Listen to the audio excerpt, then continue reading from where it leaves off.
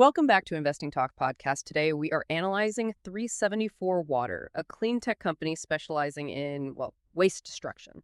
And we're asking that crucial question, is this stock a good time to buy now? Before we begin, just a quick reminder, please remember to subscribe, like, and comment. Also, if there's a specific company you want us to look into next time, definitely leave a comment below. Okay, so we are zeroing in on a company that's frankly captured very high speculative interest lately. They're tackling one of the biggest environmental challenges out there, those forever chemicals, PFAS.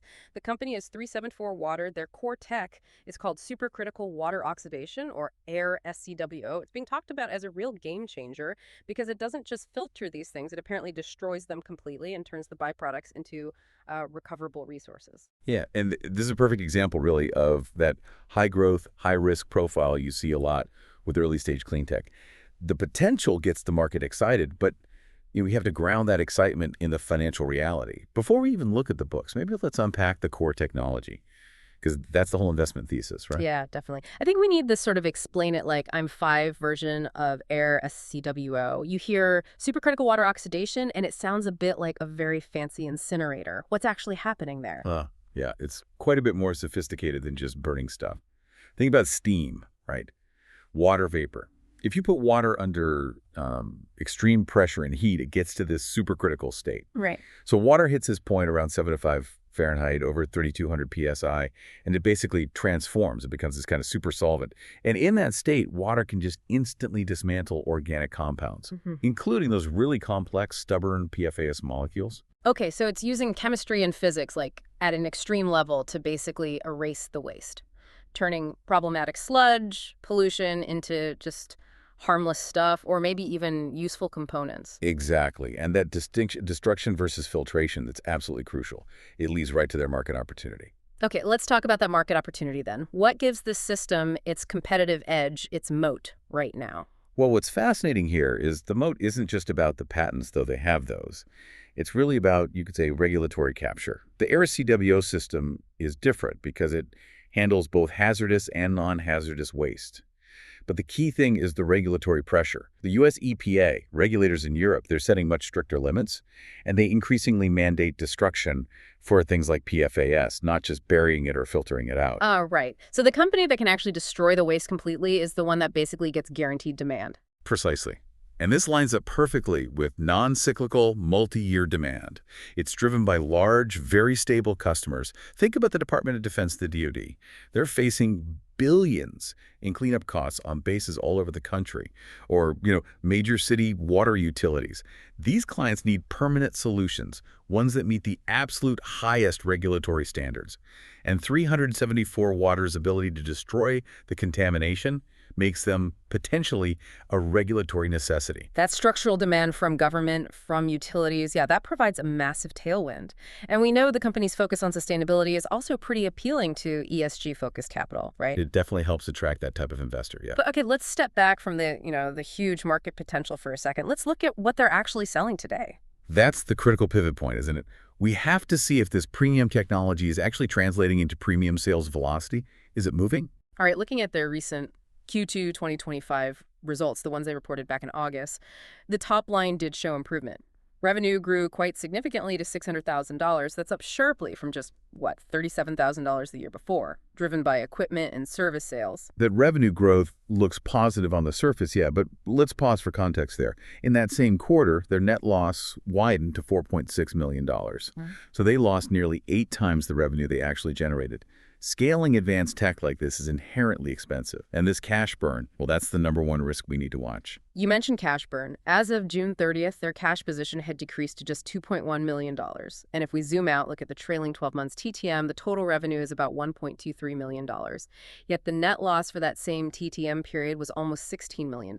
That's an EPS of 11 cents. Yeah, this really reflects a company that's aggressively burning cash. Yeah. They have to scale operations, get certifications, finalize these deployments. To put that into some balance sheet context, the company has a current market cap of around $56 million. And near-term liquidity, it looks okay on paper. The current ratio is healthy, 2.61x, but the debt-to-equity ratio is high, 7.3x on a trailing 12-month basis. So they're financing this growth largely through debt and potentially future equity raises. which just heightens the urgency for them to land some major contracts soon. That paints a challenging financial picture, definitely. But we did see kind of a counter signal in September 2025. Tell us about the insider moves. Right, insider purchases. They can be a really powerful vote of confidence, especially when cash is tight like this. The CEO, Chris Gannon, and some other board members, they executed open market purchases of company stock. When management puts their own money on the line, it signals they believe the current market price severely undervalues the tech's future prospects. They're basically betting heavily on near-term execution. Okay, that internal belief brings us right to the execution pipeline. They aren't just pitching an idea, they are deploying systems now. What operational milestones are most important for investors to track? The Department of Defense validation is huge. In August, they started projects treating 6 different PFAS-impacted waste streams for the DoD. That relationship acts as a massive reference point for other potential government contracts.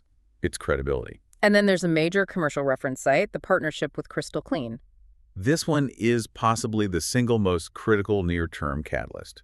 The initial Air SCWO 6 system deployment is expected to launch around October 25th, 2025 at Crystal Clean's site.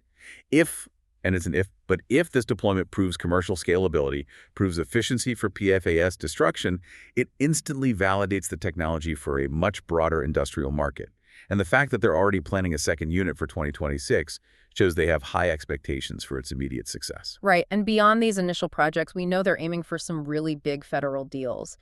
They are. They're actively bidding on federal contracts, potentially worth tens of millions of dollars, for large-scale PFAS remediation.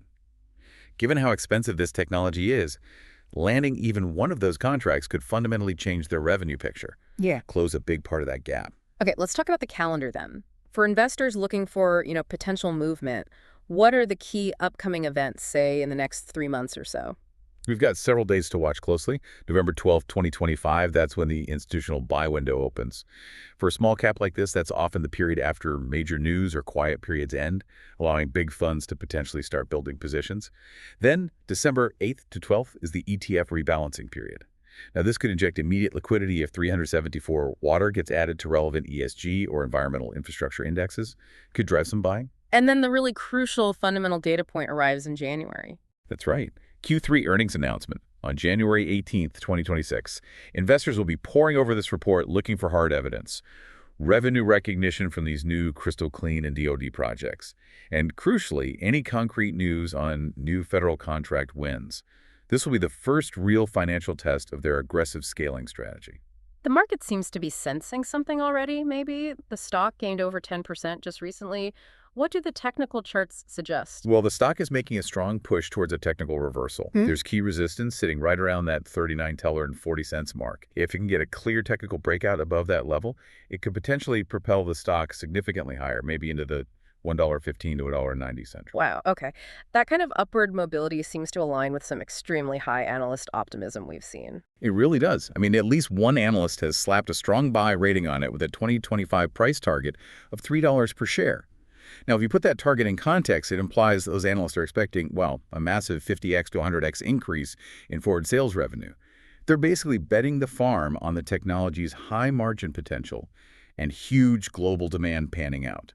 That suggests, a breathtaking plus 350% to plus 400% upside potential if execution remains flawless. Big if. Since the potential reward is clearly so high, we absolutely have to scrutinize the risks just as hard. Where could execution falter? What should investors really be cautious about here? Okay, risk number one is definitely commercialization and execution risk. We've already seen a slip, actually. The AS6 system delivery to the Orange County Sanitation District, it was delayed. Now expected late Q4 2025 or maybe early Q1 2026. Delays like this, they're common in big infrastructure projects, but they are expensive. And they directly stress that tight liquidity situation we talked about. Which brings us right back to financial sustainability risk. Exactly. That persistent negative operating cash flow means the company's viability really relies heavily on two things happening fast. One, rapidly accelerating sales conversion, turning those DoD bids into actual signed contracts, generating revenue. Or two, continued access to external financing, whether debt or equity. They are essentially in a race to prove their unit economics, prove the model works, before they potentially need to go back to the markets for more cash. And investors should probably expect a pretty wild ride, even if the news flow is positive, shouldn't they? Oh, absolutely. The stock itself carries significant market risk. Its historical volatility is high, around 16% weekly, and it has a high beta, 2.0 over the last year. That means it tends to dramatically magnify broad market swings, both up and down. This is definitely a high beta bet on regulatory-driven growth, not for the faint of heart. Okay, finally, what about the speculative chatter? The rumors that could maybe accelerate momentum if they turned out to be true. Right, the market talk. It's currently focused on maybe three unconfirmed potential catalysts. One is the possibility of an immediate major DoD contract award, maybe following these pilot projects. That would be huge. Another is talk about accelerating their mobile system commercialization. That could drastically cut deployment time and costs. And finally, there are murmurs about a first international expansion announcement, maybe targeting the EU market, which is also highly regulated for PFAS. That would validate global scalability. But I have to stress, these are currently unconfirmed market talks. They provide fuel for speculation, but they aren't facts yet. Okay, this is definitely a complex, but I have to say, a compelling picture. To kind of synthesize, we've got this unique, patented, and arguably regulationally necessary technology. It addresses a massive multi-billion-dollar problem, PFAS. That gives the stock really substantial potential upside, rated 8.5 no-auto bullish potential by some. But that potential hinges entirely, it seems, on flawless execution, particularly in Q4. And the investment horizon really matters here too, doesn't it? Short-term, event-driven investors are focused entirely on those Q4 catalysts we discussed, the Crystal Clean launch, any federal contract news, and then those January earnings. Long-term investors, though, they're betting on capturing that structural, multi-year growth story in sustainable infrastructure. It's a different bet. All right, so here is the final provocative thought we want to leave you with today. This company, 374Water, seems positioned almost perfectly to capitalize on these major regulatory changes, effectively monetizing the global crisis of forever chemicals. But, and it's a big but, it is currently burning through cash rapidly to get there. The critical question for you, the investor, is this. Will that crystal clean deployment and those federal contract wins in the next few months translate immediately into significant recurring revenue? Will it validate the technology fast enough before liquidity becomes an even larger concern? It really is a race between cash burn and contract velocity. Thank you for joining us today. We'll see you next time on Investing Talk Podcast.